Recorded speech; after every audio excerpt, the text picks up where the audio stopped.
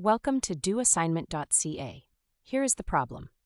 When the driver applies the brakes of a light truck traveling 40 kilometers per hour, it skids 3 meters before stopping. How far will the truck skid if it is traveling 80 kilometers per hour when the brakes are applied?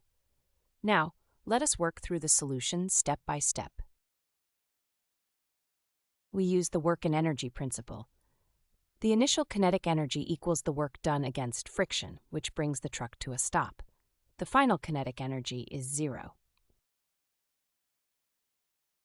The friction force equals the friction coefficient times the normal force, which equals the truck's weight. When we substitute this and cancel mass from both sides, we find that the skid distance is proportional to the square of the initial speed. Using the first scenario, 40 kilometers per hour and a 3-meter skid, we convert speed to meters per second and solve for the product of the friction coefficient and gravitational acceleration.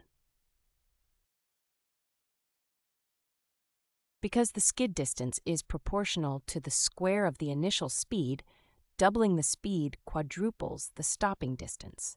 We simply multiply 3 meters by 4. The truck traveling at 80 kilometers per hour will skid 12 meters before stopping.